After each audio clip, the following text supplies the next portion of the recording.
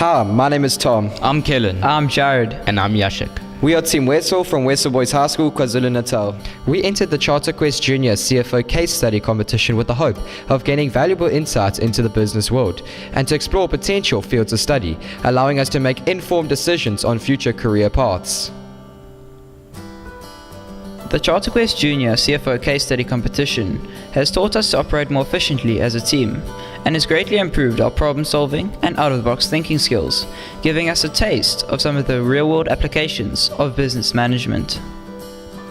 The Charter Quest Junior CFO case study competition has shown us what it takes to be a CFO by exposing us to the many difficult decisions a CFO has to make.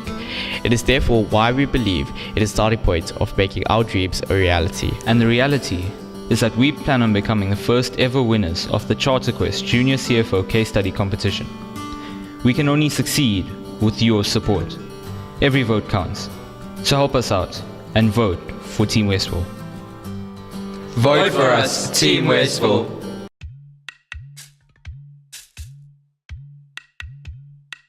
The Amango case, researched, designed and developed by the Charter Quest Institute, is based on a real-world multinational business within the global metal and mining industry. It simulates the strategic decisions its group CFO and board faced or potentially faces. The group is faced with the complex interplay of strategic threats, weaknesses, and opportunities, some of which are embedded with serious ethical dilemmas, involving compelling individuals and powerful stakeholders that create a context for significant organizational change. The board has published a 3-year viability statement and turnaround strategy with emphasis on 4 policy objectives. 1. Restructure the portfolio. 2. Deleverage the balance sheet. 3. Drive operational discipline. And 4. Change dividend policy. 6 major issues have surfaced that require the group's attention, for which the board has asked the teams to prioritize, evaluate, and offer strategic advice. Managing divisional performance group-wide. A strategic performance measure relied upon to evaluate and reward executives appears to be creating some dysfunctional behaviors with unintended consequences. The CFO junior aspirants were required to apply business studies as well as accounting.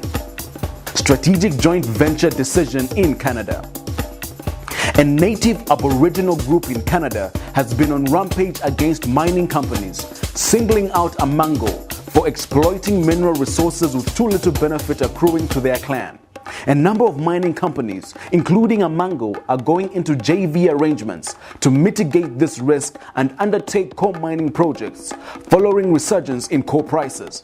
There is need to decide on the best configuration for the mining infrastructure, amongst others.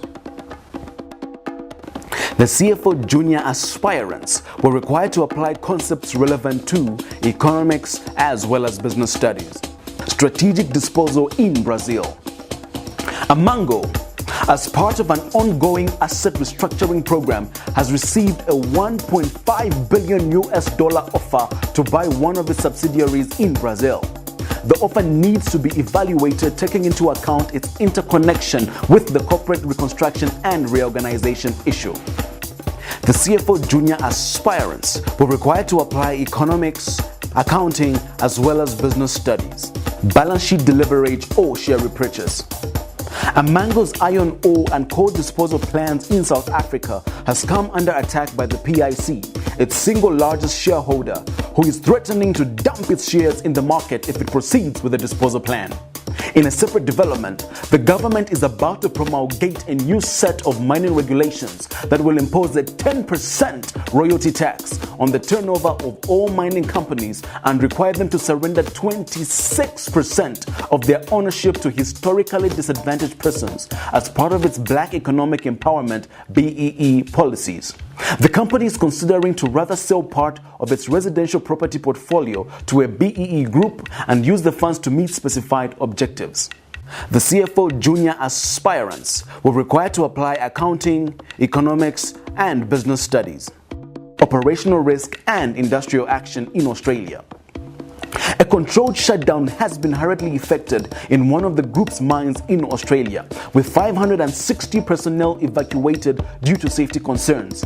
6 are reported dead, and 80 miners trapped in deep underground mines have been rescued. The incident has invited us notice to strike from the trade unions, and there is a protected strike that is already in motion. The CFO junior aspirants were required to apply accounting and business studies, corporate reconstruction and reorganization. There is a fierce board debate over the strategic direction of the group, impacting on the decision as to which businesses to sell and which ones to keep. The CFO junior aspirants were required to apply accounting and business studies. Best wishes to the teams.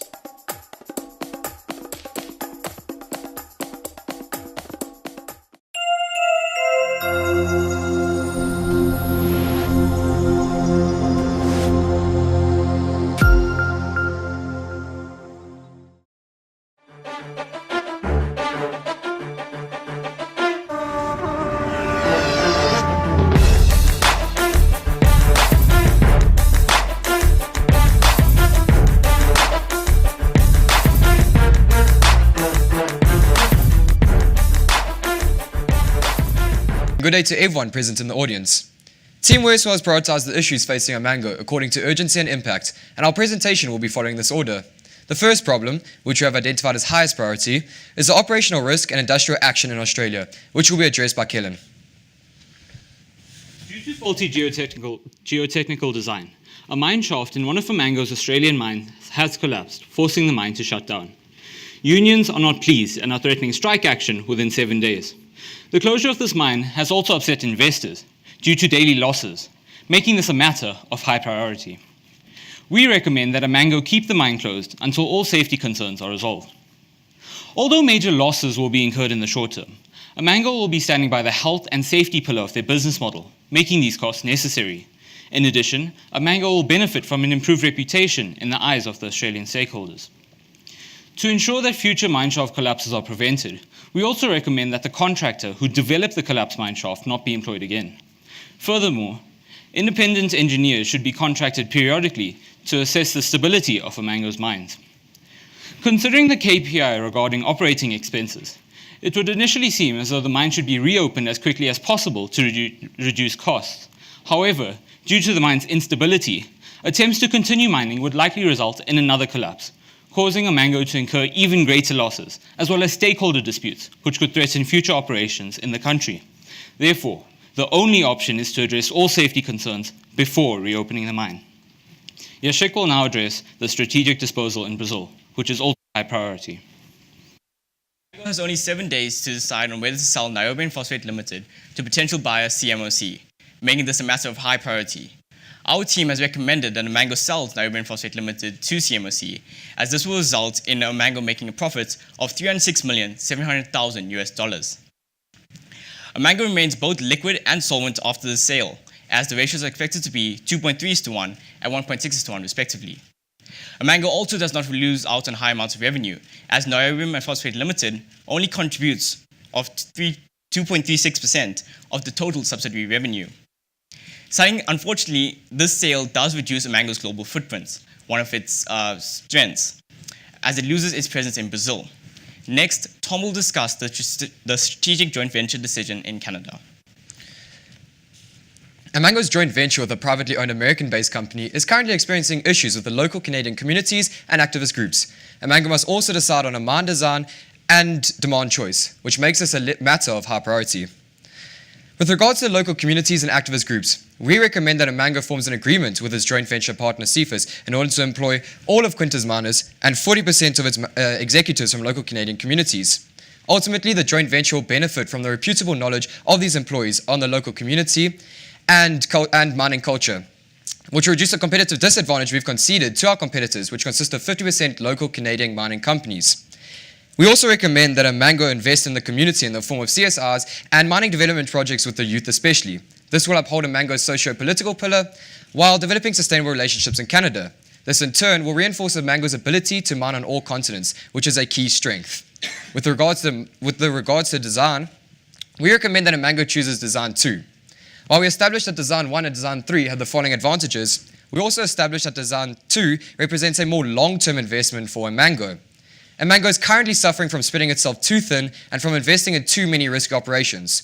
Due to the uncertainty regarding market fluctuations, which would result in the fixed costs and the price of coal to vary, we established that Design 2 is the most suitable in order to combat this uncertainty. Next, Khelan will deal with managing divisional performance group-wide, a matter of medium priority. The directors of Mango subsidiaries have been making unethical decisions to improve their bonuses. To combat this issue, we recommend that the following controls are introduced. Firstly, it must be compulsory for subsidiary executives to consult with the Mango's board and unions before any decision regarding the general workforce is considered. Secondly, all subsidiaries must be audited regularly, and the board should investigate any issues arising from these audits. Thirdly, all subsidiaries must be made to submit the results of all safety audits, thereby reducing the risk of an inspection being postponed without good reason. To prevent similar problems from occurring in the future, the bonus system must be altered. Bonuses should not rely solely on the performance of the subsidiaries, but rather should take other matters into account, such as a qualified audit opinion, which would therefore result in a decreased bonus. This ensures that executives will operate with the Mango's pillars of value in mind, while still running their subsidiaries as efficiently as possible. Jarrod will now discuss the balance sheet deleverage, a matter of medium priority. We recommended that Mango sell the proposed 71% of their property portfolio and not engage in the selling of their iron ore and manganese limited subsidiaries. These subsidiaries were two of Mango's best performing from last year, making this proposed sale an unwise decision.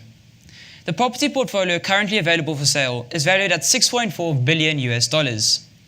This sale would not adversely affect the business's position with regard to solvency, and the income acquired could be used for the following in order of priority: the initiation of a share buyback to aid the company's investment crisis after their recent downgrade to junk status by S&P, a repayment of the business's net debt, which is one of its key objectives for 2017, or a reinvestment into the business to assist in managing new expenses such as the rent on the sold property.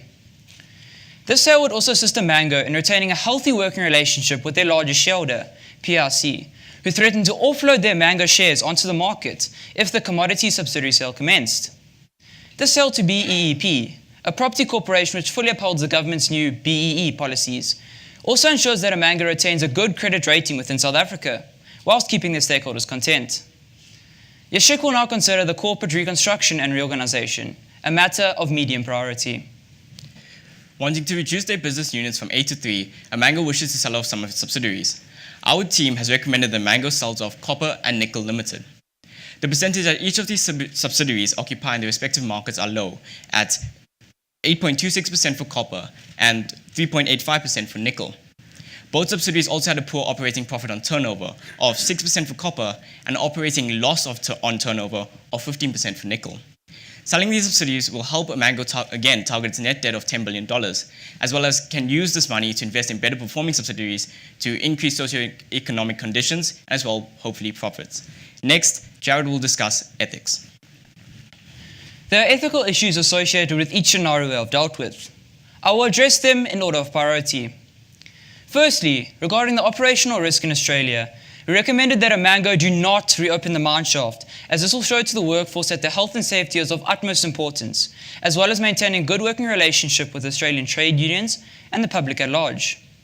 Secondly, regarding the joint venture undertaken in Canada, we recommended to Mango that they consider employing a percentage of native Canadians into managerial positions within Quinta, to both appease the strike-threatening Out or No More campaign, as well as gaining valuable insight into the Canadian Commodities Exchange. With the managing of division performance group-wide, Mango should potentially offer re-employment or form of compensation to the retrenched workers to prevent them from striking or public knowledge of the retrenchments, which could cause severe negative publicity. After sale of the employee residential accommodation on the balance sheet deleverage, Mango should potentially negotiate with BEEP in order for the workers to gain some form of benefit on the housing after losing their 90% discount. Finally, regarding the corporate reconstruction and reorganization, we recommended that Mango should uplift the communities they have disinvested from by engaging in corporate social responsibility. Tom will now conclude our presentation. Team Westville would like to advise the Board of Directors to consider the recommendations we have provided in the order of priority, which has been outlined throughout our presentation. We believe that these recommendations will improve Mango's performance while achieving its pillars of value and KPIs. Thank you for considering our recommendations.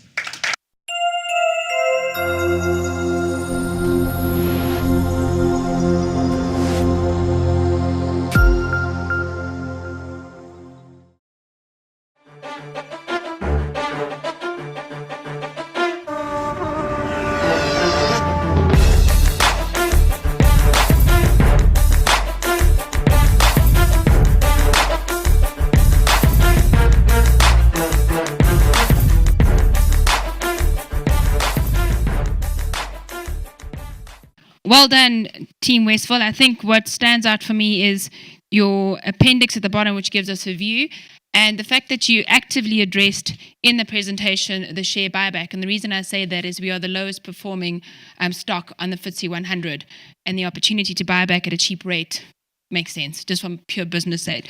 But the question I have is, how do you balance that proposition on a share buyback with your divestment components, and although you've talked about a BE piece, etc., in the coal business, with the good relationship with the PIC and the risk that they've said they may offload our shares?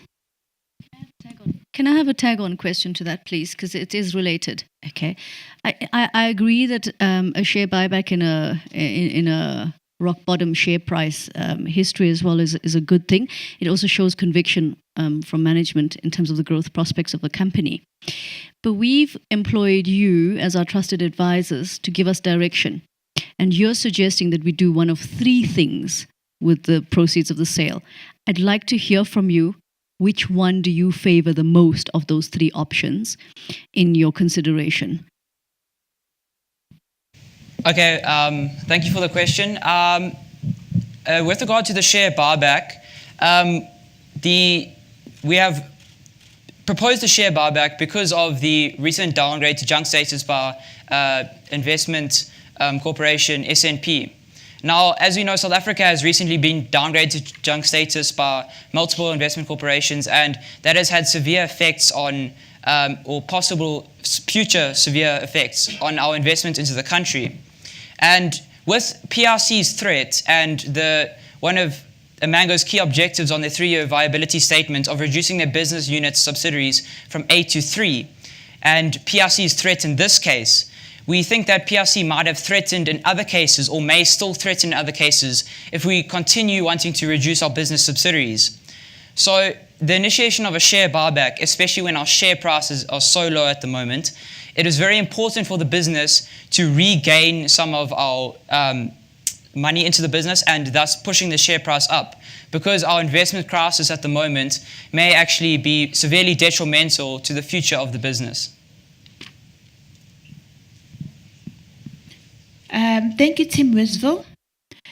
On the corporate reconstruction and reorganization, you have recommended that I sell these two divisions, copper and nickel. And that recommendation is based on their operating profit margin. What qualitative factors have you considered before you came to this decision? Well, it was not just on their operating profits. We also looked at the percentage that they occupied in their respective markets. So,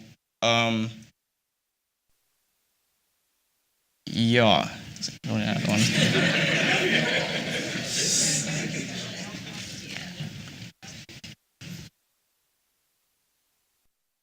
Okay. Okay, wait, sorry. Okay, I just needed time to process.